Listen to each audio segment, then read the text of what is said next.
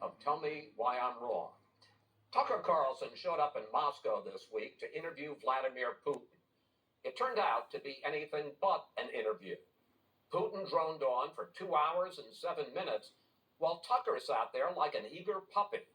Occasionally, but rarely, he got in a question, like this one about the power of the deep state in Washington. It sounds like you're describing a system that's not run by the people who were elected in your telling. That's right. That's right. But more telling than what Tucker asked is what he didn't ask. Nothing about why Putin invaded a sovereign country. Nothing about targeting civilians. Nothing about Russian war crimes. A reporter can ask Putin a tough question if he wants a real interview. Why is it that so many of the people that oppose Vladimir Putin end up dead or close to it? But apparently, that's not why Tucker went to Moscow. During the Cold War, gullible Westerners who spread Soviet propaganda were dismissed as useful idiots. But calling Tucker that is unfair to useful idiots. No, he's made a cynical decision to chase MAGA's affection for dictators. And what better way to cash in than Putin's Kremlin? All right, Brett, tell me why I'm wrong. You are not wrong.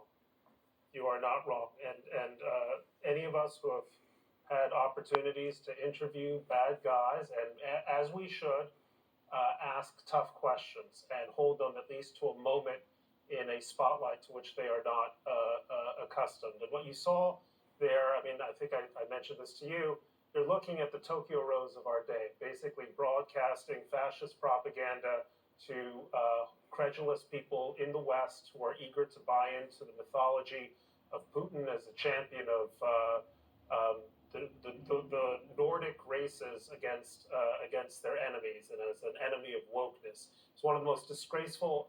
To call it a journalistic performance is wrong because he's not a journalist. I don't even think it was a performance.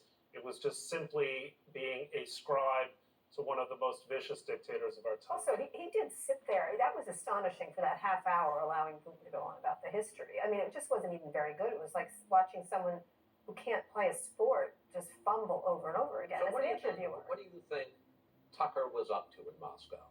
Blinis? I don't know. I don't know what he was rehabilitating himself. Yeah, he's trying to make himself relevant. Getting attention for himself because he's not washed up. He's washed up, I guess. I guess that's how I put it. He was trying to get attention for himself and make himself relevant, that I can score this interview. And the reason he scored this interview is because he's a lapdog. I'm surprised you didn't mention, though, the fact that he did ask some questions about Evan Gershkovich, the Wall Street Journal reporter who has been detained, and he was forceful about it. He pressed the issue. I wouldn't say this. I think he was fantasizing forceful about it. And secondly, he said, well, maybe he was a spy. Maybe he took some information. And the Wall Street Journal said, no, he's a journalist. That's right. Which Tucker Carlson isn't.